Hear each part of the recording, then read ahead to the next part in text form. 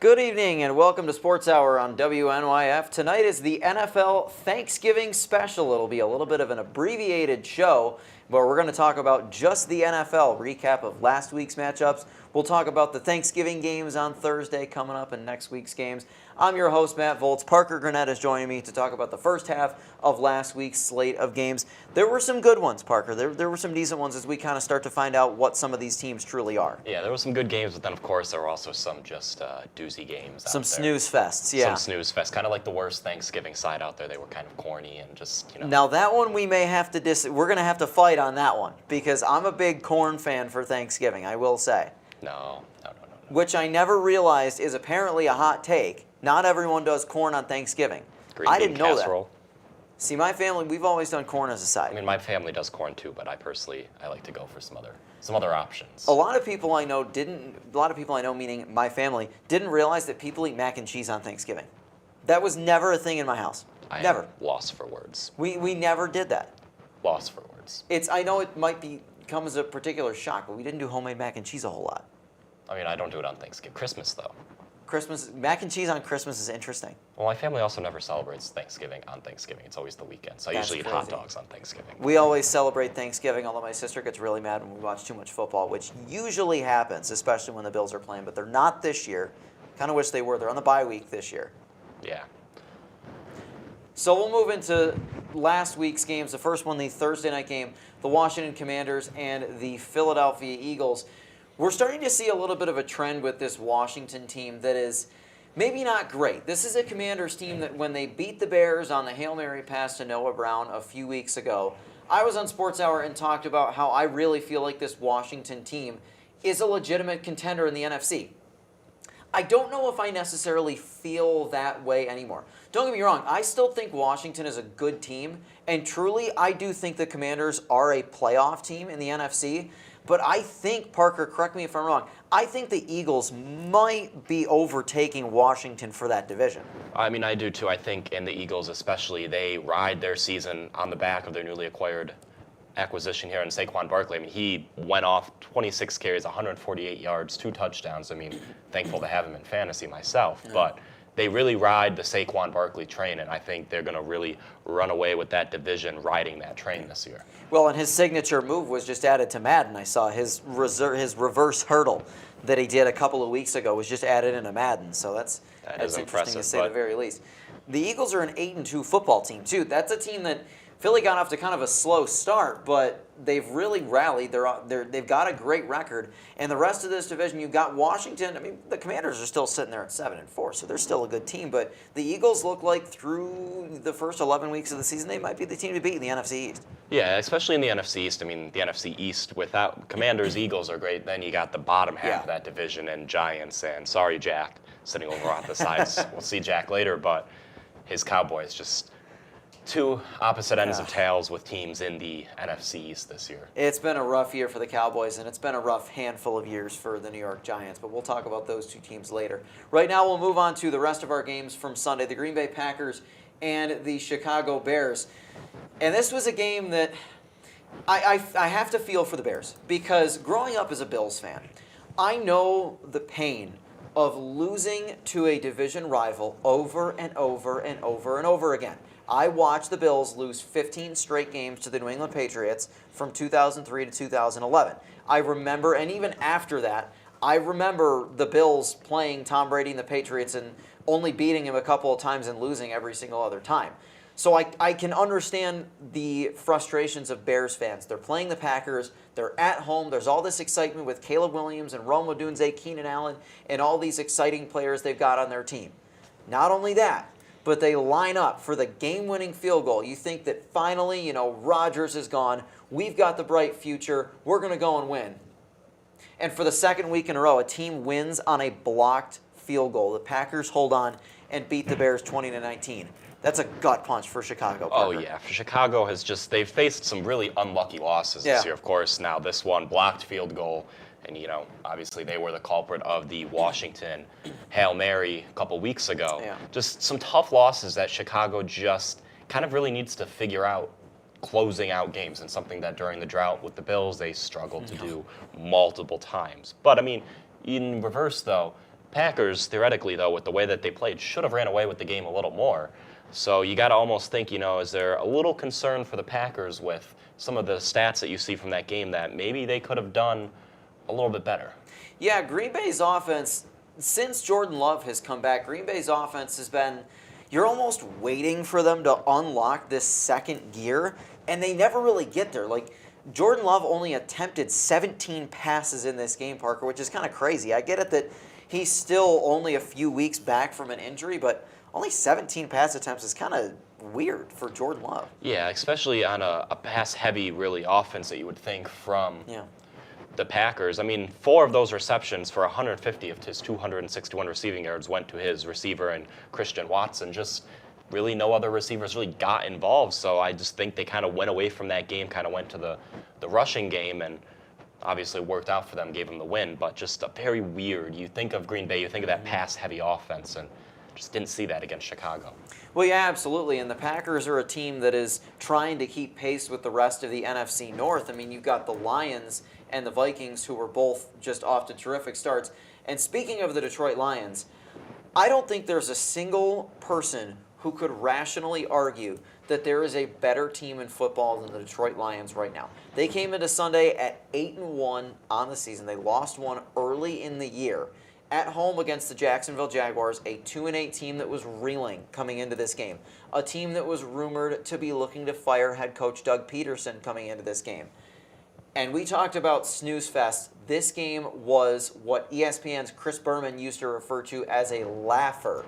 This was not even close from the get-go. It was 28-6 at the half, and it somehow got even worse for Jacksonville. It was so bad that the Lions were still tossing up 40-yard bombs in the fourth quarter of this game. 52-6, the Lions win this one. 412 yards and 4 touchdowns for Jared Goff. David Montgomery adds 2 scores on the ground. Man, Detroit is good, Parker. I don't think there's any arguing that Detroit is possibly the team to beat in the NFL right now. And you just really, you look at the stats, Amon-Ra St. Brown, 2 touchdowns, Jamison Williams, a touchdown, Brock Wright getting involved with a touchdown, 3 rushing touchdowns, 4 passing touchdowns. I mean, this team is just, they are balanced on all ends. Great receivers, great running backs, a stout defense that is facing a lot of injuries, though, losing Alex Anzalone here for a few weeks, obviously without Aiden Hutchinson for the remainder of the year with his broken leg.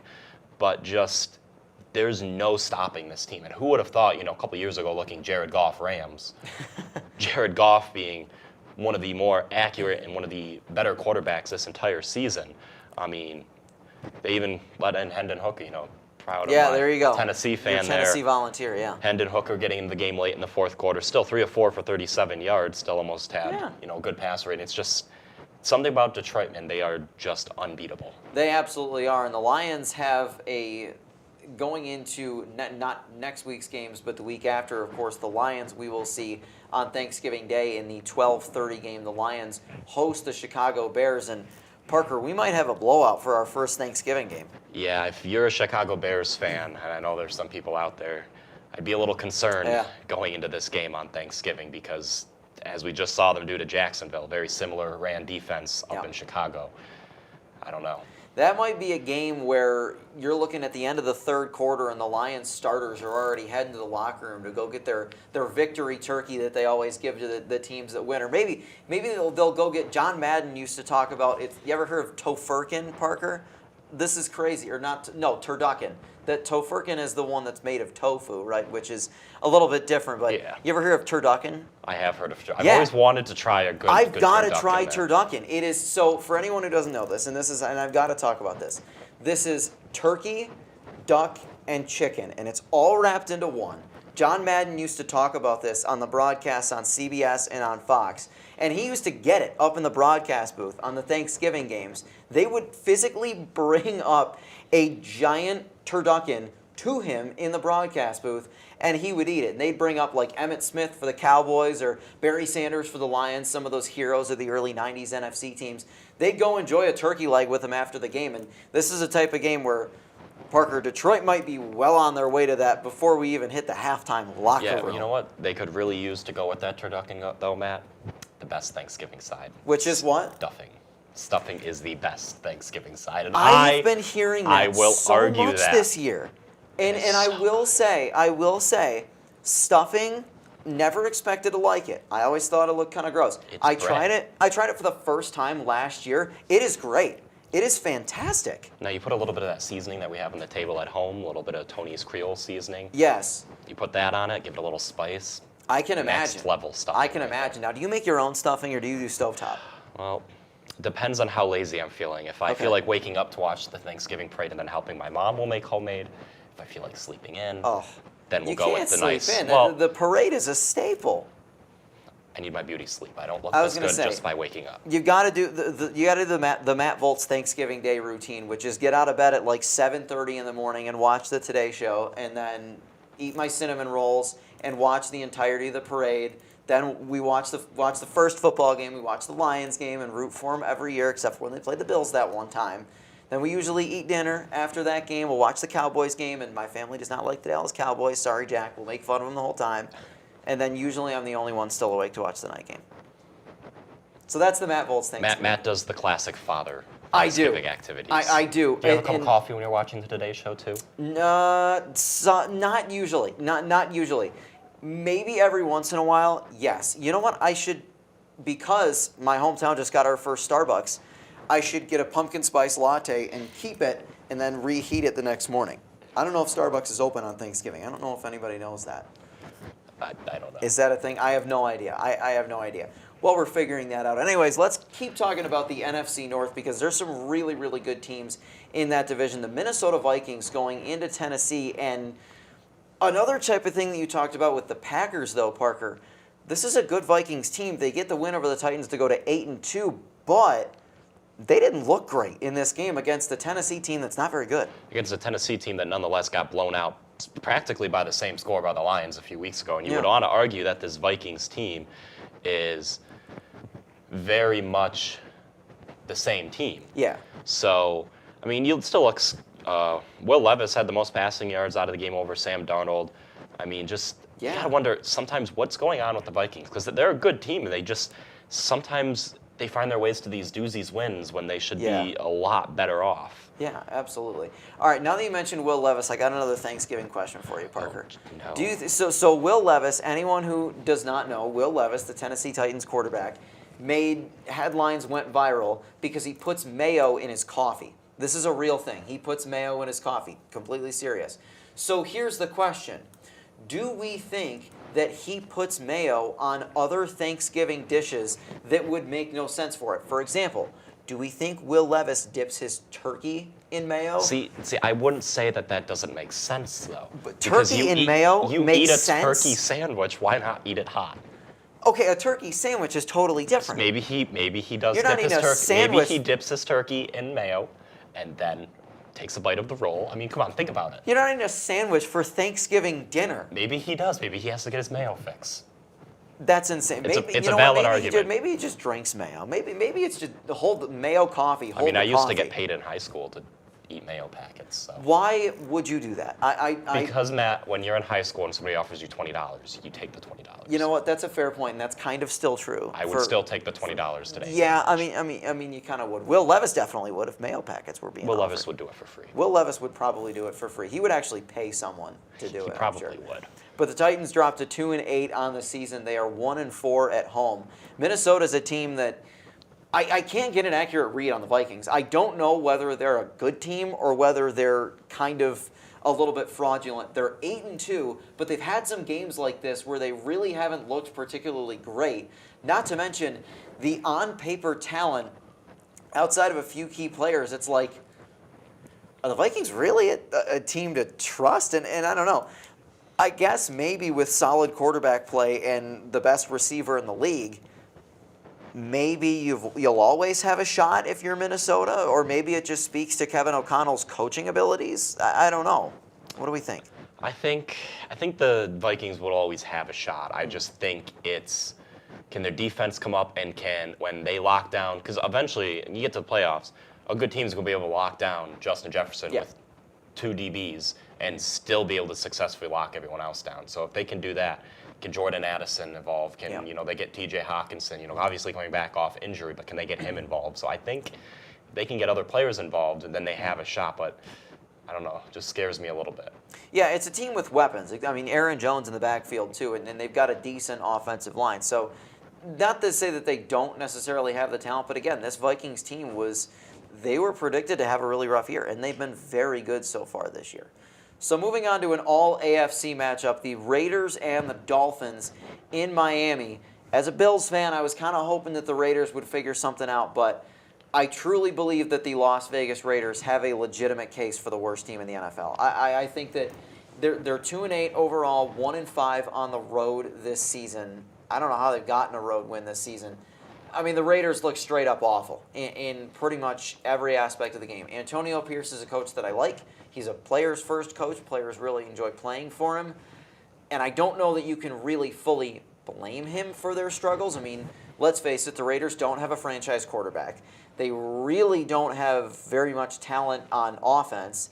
And outside of Max Crosby, there's not a whole lot of talent on that defense either. So the Raiders, I mean, Carolina has a better record than they do so far. I would say it's probably the quote-unquote tank bowl is probably between Carolina, the Giants, but I would honestly say the Raiders are worse than those teams. Parker. Yeah, I would too. The only really star that you see on that offense is going to be eventually a star tight end in this league, and Brock Bowers, which, if you didn't know, carries a NFL rookie receiving best with his receiving yards this season. I don't quote exactly how many he has, but I believe it's right around the 750 to 800 mark, but still best by rookie receivers. But if you're the Las Vegas Raiders and your leading rusher on one attempt is a wide receiver, you've got some serious issues in the rushing game. Yeah, absolutely. And for the Dolphins, they're sitting at 4-6 and trying to claw their way back in the AFC East. But Buffalo out to 9-2, and we'll talk about the Bills in a second. But Buffalo out to 9-2. It's going to be very hard for the Dolphins to come back in this division. Yeah, I mean, the Dolphins can try. I just don't think, facing, the Bills here soon. Again, I just don't think Miami's going to be able to claw themselves back in time. Obviously, now Tua is Miami. That kind of proved that without Tua, Miami's nothing. But I just don't think that they're able to crawl back in the AFC East. It's a little too late in my opinion. Too steep to climb, Well, we'll talk about the big game of the week, of course. The Bills and the Chiefs. A sigh of relief for Bills fans as the Bills take down Kansas City. Now again, the Bills have shown the last few years that they've been able to beat Kansas City in the regular season. The true test is going to be if they match up in the playoffs. But you can't overstate, this is a huge win for Buffalo. The NFL on CBS, the pregame crew was in Buffalo for the game, which is a rarity. I don't think I ever remember them being on site for any other regular season games. And not to mention, not only that, you have Bill Cowher and Nate Burleson and J.J. Watt, Matt Ryan jumping through tables in front of Bills fans, and the Bills holding on to get the win over an undefeated Chiefs team. Parker, just how huge of a win is this for the Bills? Well, it's a huge win. If it comes down to a tiebreaker in the NFL or in the AFC here, Bills now hold that. Presumably with the record, you're looking at the Ravens, some of their schedule. I don't think they have a chance for a 1 seed. I don't think they do. I really think it's going to come down in the AFC to the Bills and Chiefs. And there's one person to thank for that, and of course that's Josh Allen. And of course that he should have won Kyle Brandt's angry run scepter this week. That fourth quarter touchdown. Did he not win? No, it was Anthony scepter? Richardson for his run against the Jets. And Anthony Richardson's run was good, but that Josh Allen put the game run away. Was next level. I mean, that this is run was Buffalo Bills fan savior right here. That is from the Cowboys game in 2019, I believe. Sorry, if Jack. I remember correctly. Yeah, sorry, Jack. And sorry to my Uncle Kenny at home too. Uncle Kenny's a Cowboys fan, but the run by Josh Allen, the Bills are 5-0 at home this year. They're 9-2 overall, which is their best record through their first 11 games since 1992, which is hard to believe that they've never done that in the Allen McDermott era. Yeah, I mean, it just speaks that many Bills fans coming to this season really, really thought that this was the worst offensive team they've put together since Josh's rookie year. Yeah.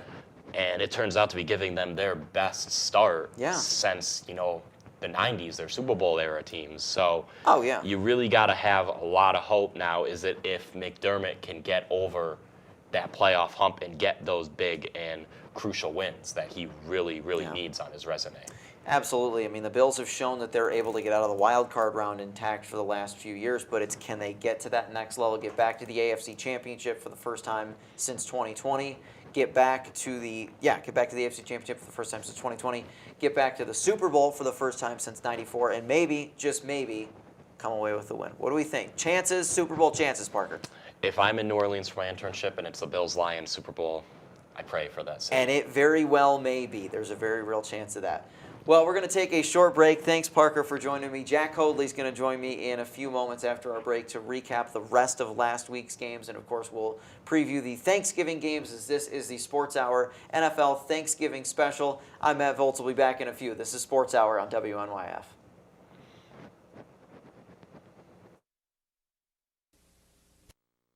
We've been down there. You gotta do the same. All you do is sign. So don't get nervous. Sign your name. For selective service. It takes no time. Just sign on the line at the post office. For selective service.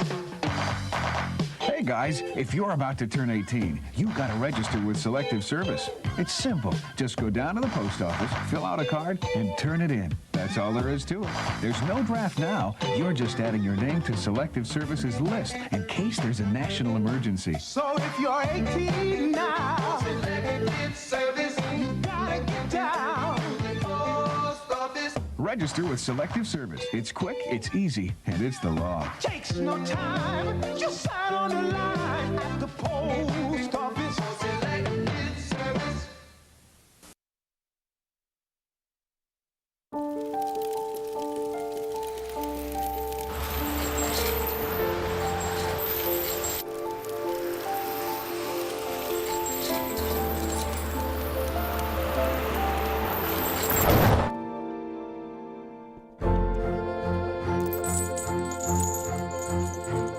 Did you know dragging chains can spark a wildfire? Only you can prevent wildfires. When I was in foster care, I never knew when I would have to move, so I always had my suitcase ready to go. Then one day, I was adopted. My new parents opened their hearts and home to me. My parents cook my favorite breakfast for me every morning. My parents take me on trips I never thought I would go on. They gave me a home and an even better reason to use that suitcase. My parents aren't perfect, but they're perfect for me. Welcome back to Sports Hour on WNYF. This is the WNYF Sports Hour NFL Thanksgiving special. I'm Matt Volz. I'm now joined by Jack Hoadley to recap the rest of last week's NFL games. And we'll jump into an AFC battle between the Colts and the Jets. And this was a game that if the Jets' season was sort of on one leg, Jack, it looks like they're done now. Absolutely. I owe an apology because I was kind of a Jets believer at this point in the year. I felt like that run to 10-7, or before they had 7 losses, 11-6 was coming. It absolutely is not at this point. They are looking to be at the top of the draft this coming year, and it's not looking good for those in New York. But how about Anthony Richardson? Yeah, I mean, the run that he had, we did just talk about, Parker and I talked about the fact that Josh Allen should have won the Kyle Brandt Angry Run Scepter.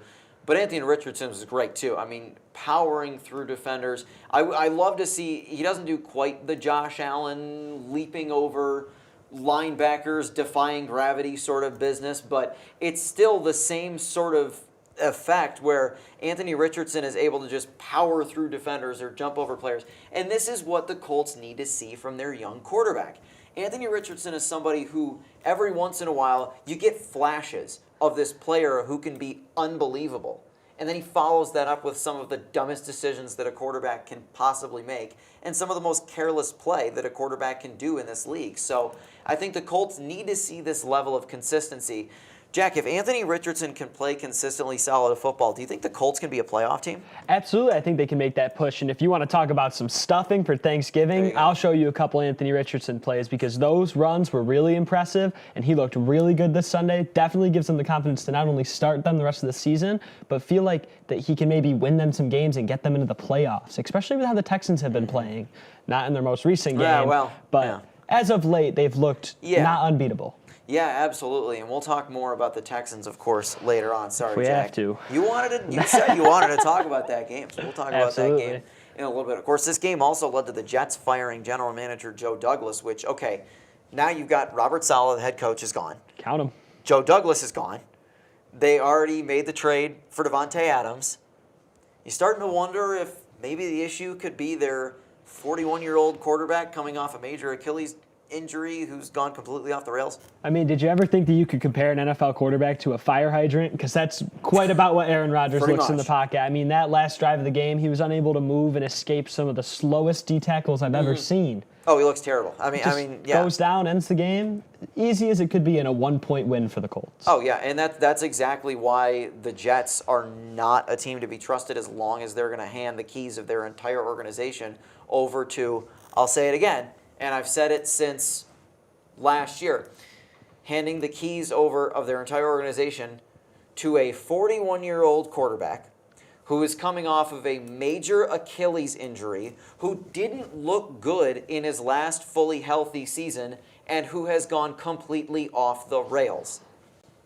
Not really a whole lot to work with if you're the Jets and you're giving Rodgers the entire control of your organization. For Green Bay, from a Packers standpoint, letting go of Rodgers was like the best decision they could have made, at least in my opinion. Led to Jordan Love. Absolutely, and the more you talk about it, the less I have confidence in myself as a football fan for thinking this team was ever going to be something, because it's just, the more you say it, like, where was the vision with this team, especially after firing your head coach and then making a win-now move? It shows weakness and it shows loss from the Jets, and they'll be picking at the top. Oh, absolutely. I mean, as a fan of an AFC East team, I have extensive experience watching the New York Jets. I've watched them play the Bills twice a year. I've seen them a bunch. And I can tell you firsthand that, and I feel like I'm going to totally jinx it now the Bills are going to lose to the Jets in December, but when the Bills have the Jets on the schedule every year, I'm not kidding, it's a sigh of relief. It's probably when you see the Giants on your schedule. It's a sigh of relief because it's like, all right, that's going to be a division win, more than likely, no matter the year. We're probably going to be able to get these guys. Not the same case with the other division rivals, but with the Jets, I would say so. Yes. Mutual feeling. Yeah, there. exactly. Maybe not this year, Maybe but not most this year, years. but Mutual feeling. Speaking of division rivalries, AFC North football, and is that not some of the most fun football to watch? Just real low scoring. There's always a weird final score, like 18-12 or something like that. Just running the ball, good old-fashioned gridiron smash mouth football. And who does that better than the Pittsburgh Steelers and the Baltimore Ravens? And we should have known going into this game that Pittsburgh was going to come out on top. The Steelers have dominated the Ravens in the last few years, which is not something that really is talked about a lot. I was surprised when I saw the statistics.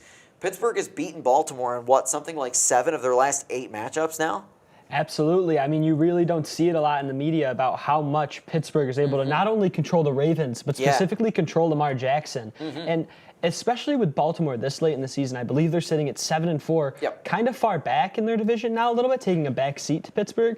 Parker was talking about it earlier, the contenders in the AFC. For that 1 seed, I'm surprised no one mentioned the Pittsburgh Steelers because they look really complete right now. And I think that John Harbaugh is on the hot seat for Baltimore. Wow. Nobody's talking about it. I think that it's interesting that you mentioned that. For Pittsburgh is a team that has absolutely surprised me. I didn't think the Steelers were going to be bad because Mike Tomlin always somehow works his magic and works his way to a winning season somehow. But I have been really, really impressed with the Pittsburgh Steelers so far. And that starts with the play of Russell Wilson. Since taking over for Justin Fields, and Jack and I were on the show after the Steelers made the decision to bench Fields for Russell Wilson. And I'll give you credit, Jack. I was very skeptical of that decision. I love Justin Fields, but I was very skeptical of that decision. And you said that you believe that Russell Wilson was the way to go. And it looks like you were right. Well, last week he didn't look amazing, Right. but starting out in their Thursday night football game against Cleveland right now, he's 10 for 10 with 128 yards, and they're hosting a classic AFC North Yep. 3-0 lead. Well, exactly. And the crazy part, too, is that last week's Steelers-Ravens game, that was the first divisional game for Pittsburgh all year. They hadn't played a game against a division opponent all year until last week. It was the latest that a team has ever had their first divisional game in NFL history.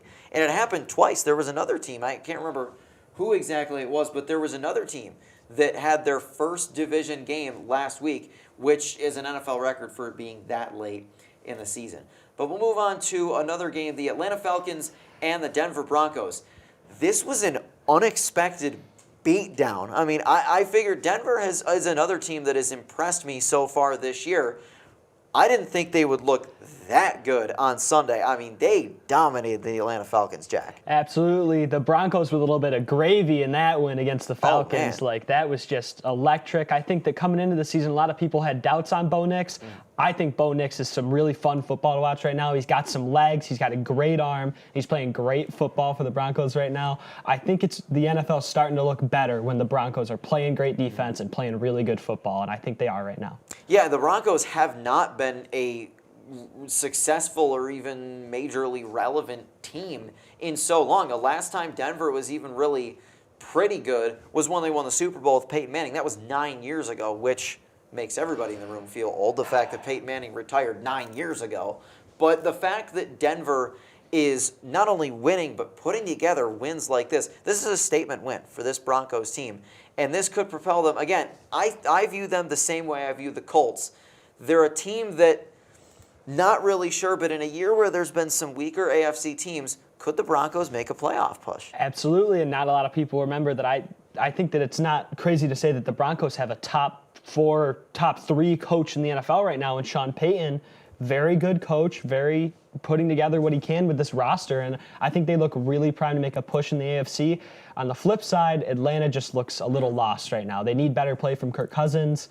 You've seen it in games against good defenses that he kind of disappears. Yeah, and I would expect better from a Falcons team that came into this game at 6-4. Now, for Atlanta, the sky isn't exactly falling, right? Because the NFC South is not a very good division. I mean, the Saints have more or less, even though they looked good last week, and they've looked good the last couple of weeks since firing their head coach, Dennis Allen, and the Carolina Panthers are the Carolina Panthers, there's not a whole lot of competition. Their only real competition is the Tampa Bay Buccaneers, who are going to be without some offensive weapons for a little bit longer. For Atlanta, it's not exactly into crisis mode, but you would expect a little bit better out of a Falcons team that had a solid start to the season. And I'll remind you, a Buccaneers team with a combined winning percentage of their next opponents in the high 300s. So they could run the table here. Oh, yeah. They got the Giants this coming week. I know they got the Cowboys on their schedule, which, let me tell you, not going to be a great game to watch. No. I think that the Bucs could really make a run. They're one of the more impressive-looking 4-6 teams. I can't even believe that I'm saying that with the way that they've played so far. Yeah, I've always, last year and this year, I've always Tampa Bay's been one of those teams that I've been waiting to really see them just go off. And it hasn't really happened. Now, part of that may be they're without Mike Evans and they're without Chris Godwin, but they may be getting some help back in the forms of those players in the next few weeks, I believe. So maybe there's the opportunity for Tampa Bay to make a run, and games like this provide the Bucs with a chance to maybe catch the Falcons in that division. Absolutely. I think it looks really good for them, Yeah. especially with how Atlanta's played. It should be a tight finish between two teams that might not win more than 9 or 10 games this year. Yeah, the NFC South has been a really tough division the last few years. I mean, teams have usually been winning that division they've only really needed 9 or 10 wins to win it. I wonder if we'll see, I don't think we will, but in years past we've had seasons where teams with losing records win their divisions, which makes me laugh, but is also kind of like, all right, if you only win 7 games, like I remember Washington did that, and was it 2020? Don't and remind me. Carolina did it 2014. I know the Seahawks did it years back with Marshawn Lynch. But speaking of the Seahawks, they were out west in San Francisco for a divisional matchup with the 49ers. And this was a game that as the 49ers start to get healthier, Christian McCaffrey's back, and they're starting to get some of their weapons back fully healthy, the defending NFC champions, you would really expect this 49ers team to be going full throttle and putting things together. That wasn't the case on Sunday. The Seahawks went into Levi's Stadium and they took care of business. And it was a close game, as divisional games usually are in the NFL. But they took care of business. And this Seahawks team is another one of those teams in the NFC that kind of up in the air, maybe could make a playoff push in this year that seems to be a kind of a weak NFC West. Exactly, and the Cardinals look in pretty good control of that division right now, I'd say, Oh, yeah. which is certainly one of the biggest shocks in the NFL this season. But San Francisco particularly just looks like they haven't found their identity behind a dramatic offseason with guys like Brandon Ayuk and Trent Williams, a huge injury to Christian McCaffrey. They're a team that you could look and see to get on the stretch late in the season, but it doesn't get easier for them. They, I believe, match up against the Bills later in the season. Yes. And I think they might also have Detroit. If not, they've already played them. But it's not an easy schedule for them, and it could lead to Seattle or who I think Arizona winning this division. Yeah, that 49ers-Bills game that you mentioned, that's Buffalo's next game because the Bills are on their bye week next week. 49ers-Bills is a Sunday night game on December 1st, so that'll be an interesting game. That one in Buffalo, too. And the 49ers, like you mentioned, it's not a team that I would necessarily want to face in the playoffs or down the stretch, but they're a team that they don't necessarily look like they have it right now. And the Cardinals, the Arizona Cardinals, who were one of the worst teams in the NFL last year, they've been one of the worst teams for the last couple of years.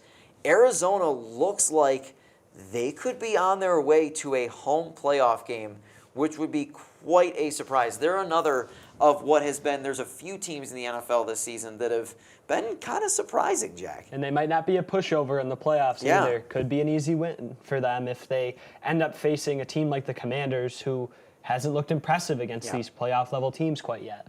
Yeah, absolutely. And I mean, the Cardinals, I know that we talked about the Jets' struggles, but the Cardinals dismantled the Jets, who still have a solid defense.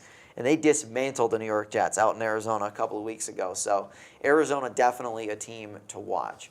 We'll stay out west. The Sunday night game, the Cincinnati Bengals and the Los Angeles Chargers. And this was another game that we've seen so many times this season that Joe Burrow has played pretty well, and the Bengals still find a way to lose. The Bengals just don't really have it this year. Their team identity, they kind of seem to be all over the place. I will tell you, that Bengals defense is not good. They did not look good against the Chargers. They made it a game, which I'll give them credit for. The Chargers were running away with this in the first half. The Bengals came back and made it a game, but Cincinnati has not been able to close out games this season. That's been a major problem. Now, the Bengals are so far back below 500. They're 4-7 with now 6 games to go. And Jack, I don't know if Cincinnati can make up that ground this late in the season. And again, you don't like to tombstone these teams. So what is still early in the season, 7 games left, but sitting at 4-7 now, the Bengals don't really have a path beyond the Ravens and especially the Steelers at this point, who again are leading that division in the wild card path with teams like the Broncos, now the Chargers, because let's face it, they're not going to take that division from the Chiefs. I don't think it's ridiculous to say that. And then you have a team like the Colts who's now on the rise. The Bengals are just spiraling in the wrong direction.